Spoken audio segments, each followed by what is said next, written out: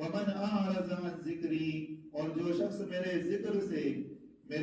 سے میرے قرآن سے میری یاد سے اعراض کرتا ہے، فإن له معیشۃ ضنکا، تو ہم اس کی زندگی کو تنگ کر دیتے ہیں، اس کی معاش کو، اس کے روزگار کو تنگ کر دیتے ہیں، وَنَحْشُرُهُ يَوْمَ الْقِيَامَةِ أَعْمَى، اور ہم اس کا حشر کل قیامت کے دن اس حال میں کریں گے کہ وہ اندھا ہوگا۔ جو آدمی بھی اللہ کے ذکر سے، چاہے اللہ کا ذکر ہو، اللہ کی یاد ہو، قرآن کریم کی تلاوت ہو، قرآن کریم کے احکام ہو، ان چیزوں سے جو بھی آدمی منہ پھیرے گا، اللہ فرما رہا ہے معیشت ضنکا، اس کی زندگی کو تنگ کر دیں گے، زندگی تنگ کر دیں گے، معیشت تنگ کر دیں گے، یعنی عیش کو ختم کر دیں گے۔ عیش کے اسباب مہیا ہیں، آرام کے اسباب تو ہوں گے لیکن آرام نہیں ہوگا۔ اس لیے علماء نے لکھا ہے کہ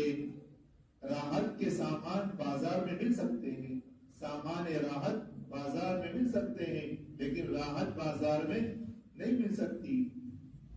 آرام کے، سکون کے اسباب بازار میں مل جائیں گے، لیکن آرام جو ہے وہ بازار میں نہیں ملتا، وہ تو اللہ کی جانب سے ملتا ہے۔ وَمَنْ أَعْرَضَ عَنْ ذِكْرِي، اور جو میرے ذکر سے اعراض کرے، فَإِنَّ لَهُ مَعِيشَةً ضَنْكًا، تو اس کی روزگار کو، معیشت کو تنگ کر دیتے ہیں، اور کل قیامت کے دن اس کو اندھا بنا کر اٹھائیں گے۔ قَالَ رَبِّ لِمَ حَشَرْتَنِي أَعْمَىٰ وَقَدْ كُنْتُ بَصِيرًا۔